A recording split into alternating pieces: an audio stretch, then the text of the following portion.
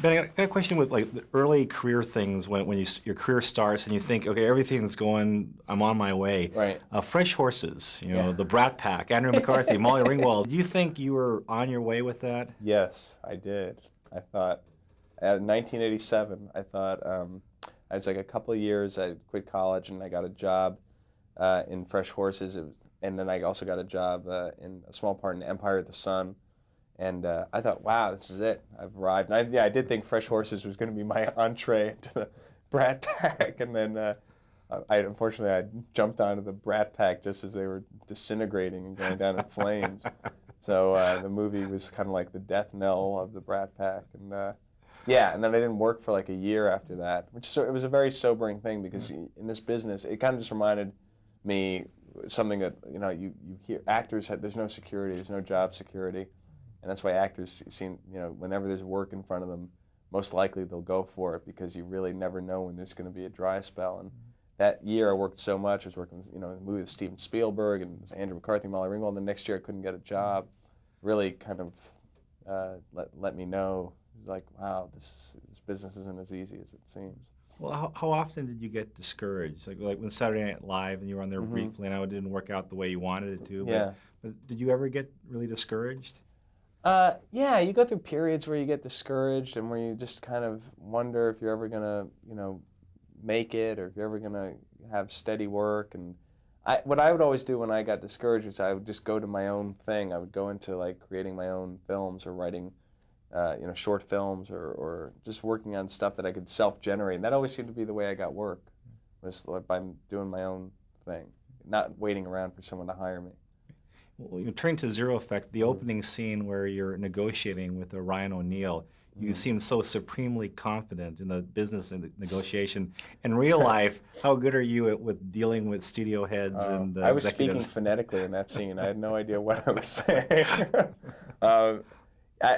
I'm not that confident at all. I mean, you kind of do put on this game face and you kind of go in there.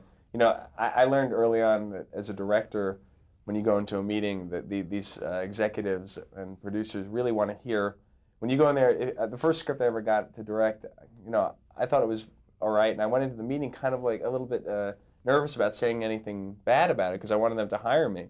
And I walked out of the meeting and they were like, nothing really happened with it. And then I realized what they want you to do is go in there and say, this sucks. This is a piece of crap. This is what I do. I do this. I change this character to that guy, and I do this and I do that. And they want you to be arrogant. They want you to, tell them it's horrible and you can fix it. I mean, that's what they want. And then, because Hollywood is such a self-loathing place, they just want to be told that they suck. So that's what I learned very quickly. When if you did that and you went into a meeting, you always get the job. The scene where you enter Bill Pullman's apartment with all the locks and all that, it was Right. actually quite clever. Have you ever been surprised at how some of the Hollywood celebrities that homes you've walked into, how they live?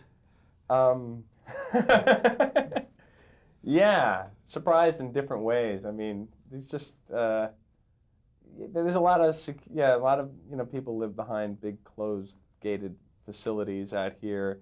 I think it kind of, in a way, can serve as it kind of removes you from the real world, which, because some people are very, very famous, they have trouble interacting in the real world. But that's very much of a Hollywood thing, a Los Angeles thing. I find that the very famous people who I know who live in New York are much more, they just do it. They just go out and do their thing, and it's New York. You got to go out and walk on the street to get anywhere. So it can be very removing in terms of that celebrity world living out here because everybody's living in their own little kind of compound. Now you're really Yeah. well. You're really good at observing things. I'm just wondering, your two co-stars in this, Bill Pullman and Ryan O'Neal. Did it ever amuse you how bystanders reacted to those two leading men on the set? Yeah. Well, I mean, you mean like people who would see us filming or whatever? Yeah. Well, yeah. To most of the general public, they'd see Bill Pullman. They go, "Yo, it's a president! President! Independence Day! Woo!"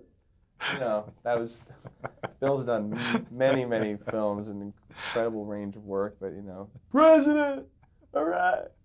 And and for Ryan, he's like he's from a whole other generation who just, what I'm excited about for this movie is that I think it's, a lot of people who are, Jake's age and below who don't know his work are going to be reintroduced to him. And it's kind of like my dad is on Seinfeld, for him, he's been around a long time and has a whole, people from his generation know him, but like now people from my generation know him as George's dad. And, it's just strange how this business goes in cycles, and people, you have to get reintroduced to people. So it is interesting.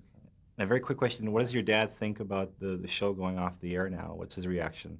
I think he was having a really good time there, and I think, I think he's probably gonna miss it, but they've had a great run, and you hate to see something like that come to an end, but I'm sure it'll create some other opportunity for him.